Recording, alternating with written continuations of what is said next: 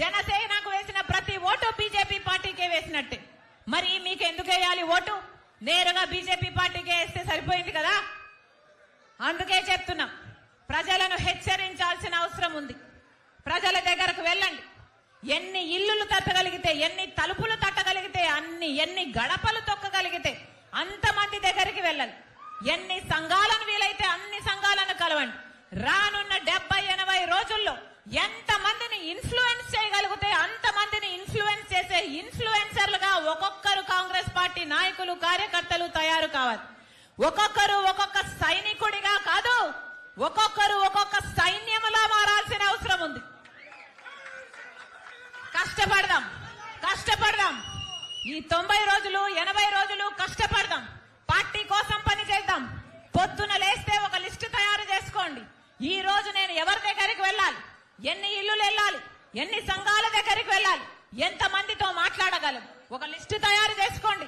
ఆ లిస్టు ప్రకారం ప్రతి రోజు మీరు చేయాల్సిన కార్యక్రమము మన భవిష్యత్తు ఎలా మారాలి, మన భవిత ఎలా బాగుపడుతుంది, మళ్ళీ ఈ పార్టీలకు అధికారం ఇస్తే మళ్ళీ బీజేపీకే బానిసలవుతారు అని చెప్పండి.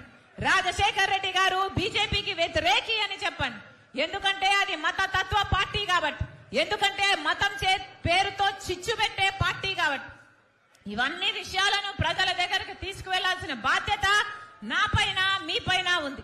ప్రతి కార్యకర్త ఒక సైన్యంలా మారాలి అని కాంగ్రెస్ పార్టీ ప్రతి కార్యకర్తకు, ప్రతి నాయకునికి శిరస్సు వంచి చేతులు జోడించి మనస్ఫూర్తిగా ప్రార్థించుకుంటున్నాం.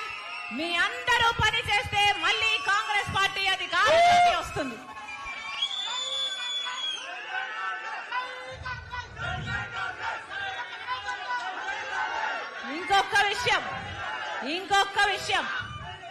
ఇంకొక విషయం, ఒకప్పుడు వైసీపీ పార్టీని నా భుజాన వేసుకుని పాదయాత్ర చేశాను.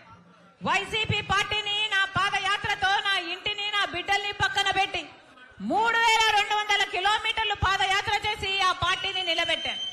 వైసీపీ పార్టీకి ఏ అవసరం వచ్చినా నేను అండగా నిలబడ్డాను. ఆ పార్టీని అధికారంలోకి తెచ్చాను. ఈ రోజు కనీస కృతజ్ఞత లేకుండా ఈ రోజు నా మీద, నా వ్యక్తిగత జీవితం మీద, నా పేరు మీద నానా రకాలుగా నా మీద దాడి చేస్తున్నాం. అయినా చెప్తున్నాం, భయపడేది కాదు రాజశేఖర్ రెడ్డి బిడ్డ. పులి కడుపున పులే పుడుతుంది. నా ఒంట్లో ప్రవహిస్తున్నది రాజశేఖర్ రెడ్డి రక్తం. వైఎస్ షర్మిలా రెడ్డి ఇక్కడ. నా గుండెలో నిజాయితీ ఉంది. ఆంధ్ర రాష్ట్ర ప్రజలకు అన్యాయం జరుగుతుంది కాబట్టి ఇప్పుడున్న ప్రభుత్వమైన ప్రతిపక్షమైన ఆంధ్ర రాష్ట్ర ప్రజలను గాలి కొదిలేసింది కాబట్టి మళ్ళీ స్పెషల్ స్టేటస్ రావాలని, పోలవరం కావాలని, మనకు రాజధాని కావాలని, మన బిడ్డలకు ఉద్యోగాలు రావాలని, రైతులకు రుణమాఫీ జరగాలని, మన రాష్ట్రం మళ్ళీ అభివృద్ధి చెందాలని రాజశేఖర్ రెడ్డి బిడ్డ ఈ బాధ్యత, ఈ భారాన్ని భుజాన వేసుకొని నా పుట్టింటికి, ఎక్కడైతే నేను పుట్టానో నా రాజశేఖర్ రెడ్డి బిడ్డ తన పుట్టింటికి వచ్చి ఇక్కడ రాజకీయాలు చేస్తుంది తప్ప రాజశేఖర్ రెడ్డి బిడ్డ మరి ఏమిటో కాదు, రాజశేఖర్ రెడ్డి రక్తం అని మీరు గుర్తుపెట్టుకోవాలి.